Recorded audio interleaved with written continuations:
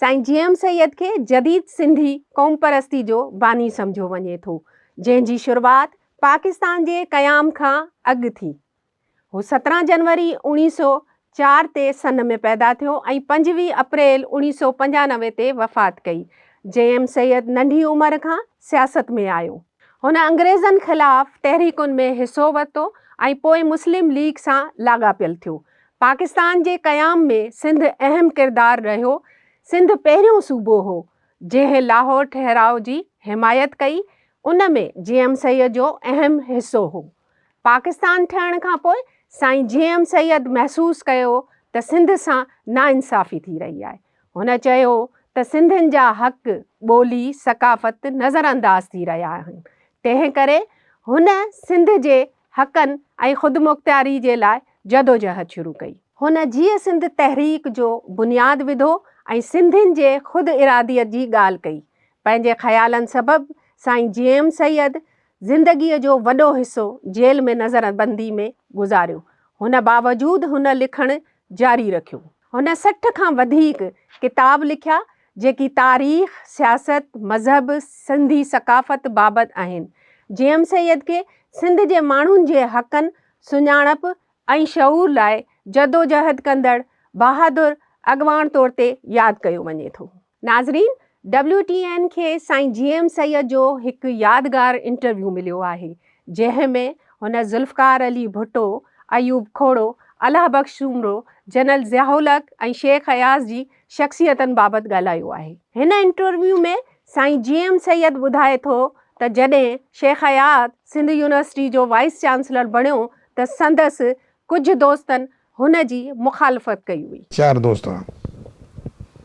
हिसामुद्दीन राशिदी, सुबो ज्ञान चंदानी, मुखो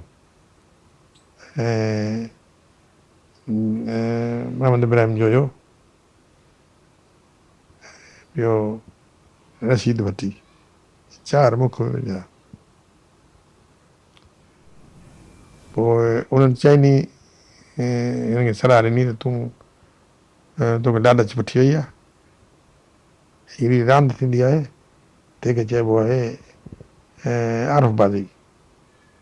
पर उनखे अॼुकल्ह दुनिया में लूडो था चवनि। उन में ॾाकणियूं पवनि ऐं उन में नंग पवनि।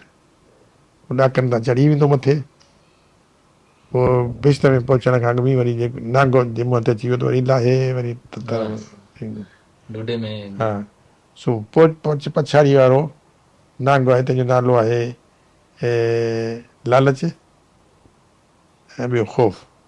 ॿिए नांग जो आहे नालो ख़ौफ़। इहे वॾियूं शयूं जेके आहिनि से हिकिड़ी लालच, ॿियो ख़ौफ़। हाणे हिन खे इंसानु लालच खां ख़ाली कोन्हे ऐं हिन खे लालच थी था। ऐं सियासत में त एतिरो कोन आहियां जेतिरो की हिन में शाइरीअ में या इल्म में क़ाबिलियत में। हाणे मूंखे उन्हनि जो उजूरो मिलणु घुरिजे। के वज़ीर थिया, के कीअं थिया, उन्हनि खां त वधीक क़ाबिल आहियां। पोइ हिनखे जॾहिं भुट्टे बेवकूफ़ बनायो, तूं अचु तूं यूनिवर्सिटी ते वाइस चांसलर, चइनी सलाह ॾिनसि त न थी, तुंहिंजी ॿेड़ी ॿुॾी वेंदी, तोखां पुछड़ा कमु कराईंदा, तूं थी कोन सघंदे, तुंहिंजी इज़त सॼी ख़तमु थी वेंदी। पोइ उन खां अॻु में सो आऊं वियुसि गश्त में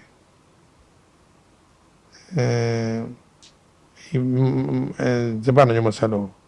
पोइ हुते ख़ैर पियो बीस में ऐं सुतो पियोसि, पछी आस्ते करे मुंहिंजे पेरनि खे ज़ोर ॾिनी। मूंखे चयईं त मुंहिंजे पास कीअं वई चई तोखे मिलणु आहियां, थकल आहियां। पोइ मिलंदासीं। इहो एडवोकेट्स ॾिनी आहे शाम जो एड्रेस, ऐं उते मिलंदासीं, उते ॻाल्हियूं कंदासीं। चयाऊं कोन, छो? ख़ौफ़ में। हीउ अहिड़ो ख़तरनाक माण्हू आहे, भुट्टो त माराए छॾींदो। ॾिठो त हिनखे हिकिड़ो डपु आहे, ॿी लालच बि आहे। पोइ हिनखे जो सलाह कयूं त तूं वाइस चांसलर थी पोइ चई पर वाइस चांसलर थींदुसि पोइ चई तोखे सफ़ीर कंदुसि हिंदुस्तान में पोइ हीअं कंदुसि पोइ हीअं कंदुसि पोइ वियो चइनी सलाह ॾिनसि त तूं न वञ पोइ हुनजी सलाह रद्द करे वियो मूंखां पुछई कोन मूं सम्झो त हिनजो त रस्तो आहे तनहा पोइ वियो पोइ बदनामी थी निकितो पोइ सॼी इज़त जेका हुई सा ख़तमु थी वई हली हाणे मस वरी रियलाइज़ कयो अथसि त मूं जेको रस्तो वरितो सो ग़लति वरितो न का वज़ारत मिली न का सिफ़ारत मिली ऐं हाणे वरी वेठो आहे मैदान ते सो ईअं थियो जनरल अयूब ख़ान जे दौर में जॾहिं पाकिस्तान खे 2 इंतज़ामी यूनिटनि में विरहायो वियो हो तॾहिं सिंध तरफ़ां अयूब खोड़ो उन फ़ैसिले जी हिमायत कई साईं JM सैयद उनखे वॾो गुनाह करार ॾिनो हो 1 यूनिट ठही त उन ठाहिण जे वक़्त में असांखे जेल में विधो हुयो हीअ जेके नौजवान पाण खे चवनि था त हिन से कुझु जोले में कोन हुआ न को ॻाल्हि हुई ख़ान गफ़ार ख़ान ऐं अब्दुलसमद अताउल्ला वग़ैरह जेके सियासतदान हुआसीं से वियासीं जेल में तंहिंखां पोइ वरी जॾहिं निकिरियासीं त पोइ वरी एंटी 1 यूनिट ठाहियोसीं छाकाणि त आऊं बैकग्राउंड में रही कमु कंदो हुउसि न तंहिंजे करे जायूं मुंहिंजनि ते थींदी मीटिंगूं मूं वटि थींदियूं ख़ैर ख़र्चु कंदो हुउसि पर मदारुल मुहम्मद जेको हूंदो हुओ शेख अब्दुल मजीद हूंदो ऐं रूह रवां हुउसि हैदर बचत हुई वग़ैरह पर इहो मतिलबु माण्हू जो इल्ज़ाम आहे त तव्हां को हुननि जी हिमायत कई हीअ त हुई कोन आने मां ई कोन पुठियां आहे पली जो ऐं जाम साकी ही हो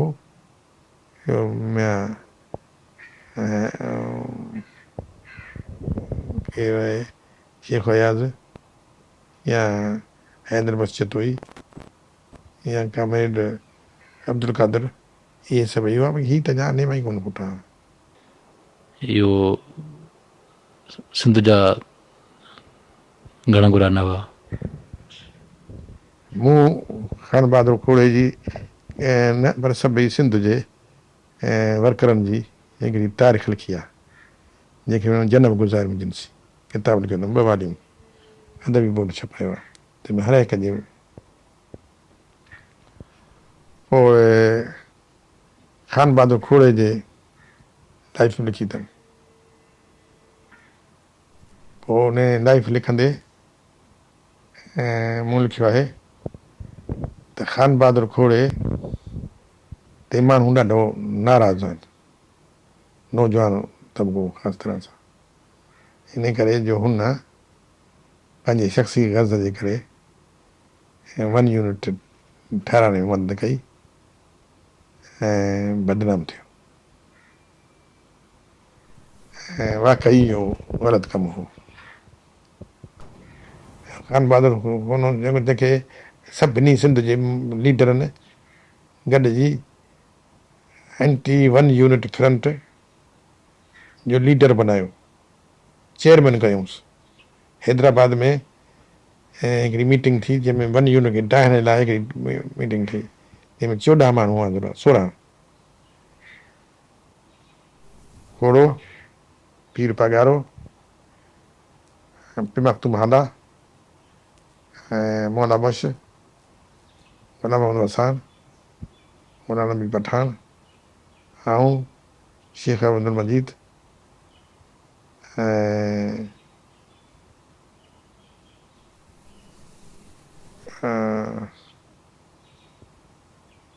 पीरी लाई बख्श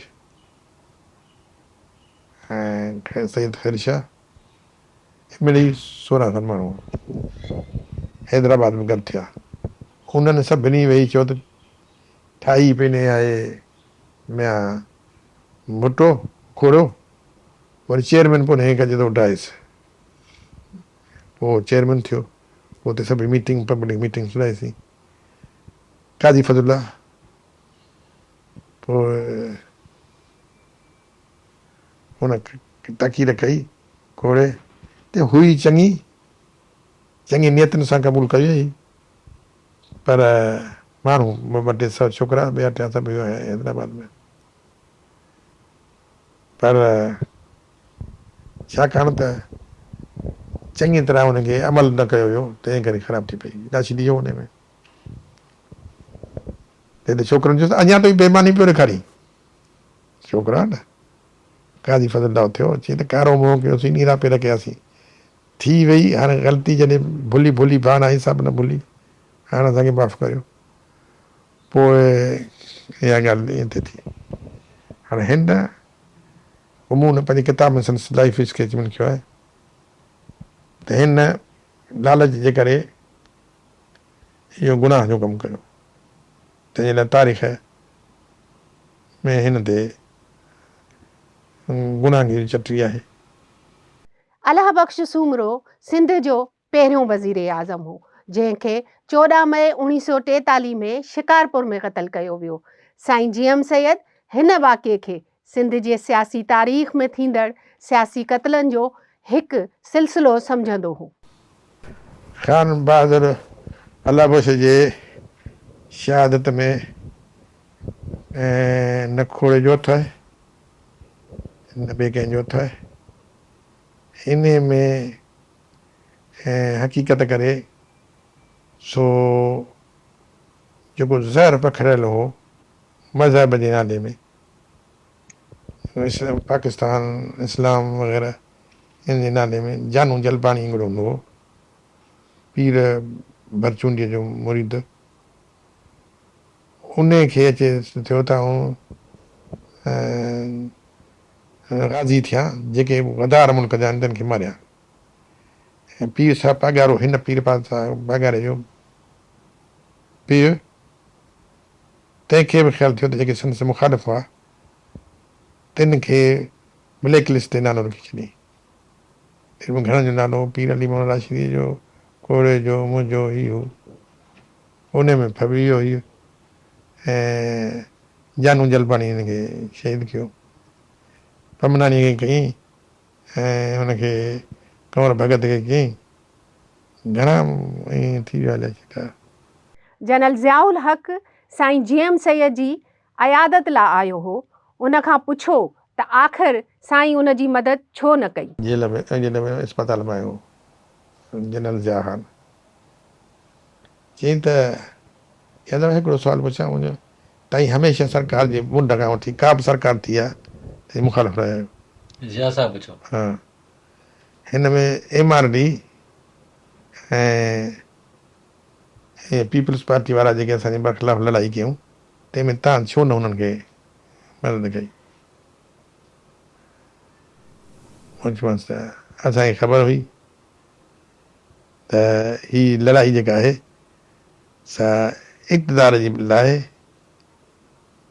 ऐं हिकिड़ो मार खाए भोलड़ो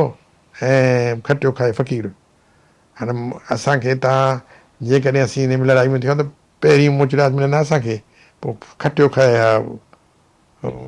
पीपल्स पार्टी साईं जीएम सैयद ज़ुल्फ़कार अली भुट्टो जो मुखालिफ़ ऐं नक़ाद रहियो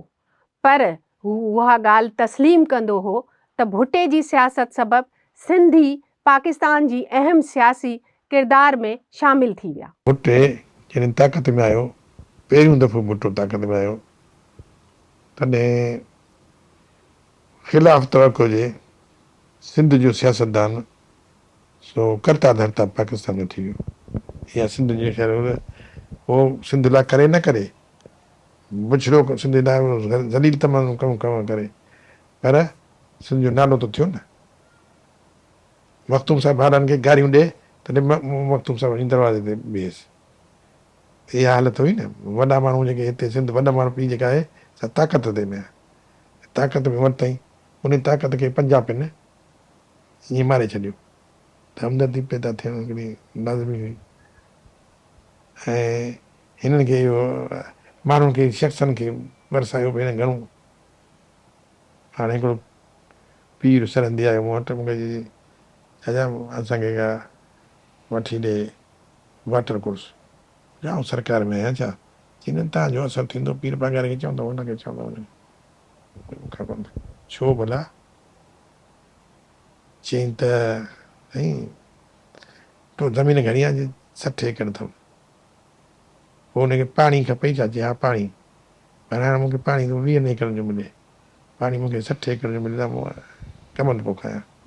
60-100 सैकड़ो तोखे कीअं मिलंदी चईं त कमल दमा छा तंहिंखे 1600 एकड़ हुई 1600 एकड़ जो पाणी मोटे ॾिनोसि हुन सभिनी में कम खईं लखापति थी वियो पोइ माण्हुनि ते एतिरियूं महिरबानी थियूं त उहे माण्हू सॼी उमिरि यादि कंदा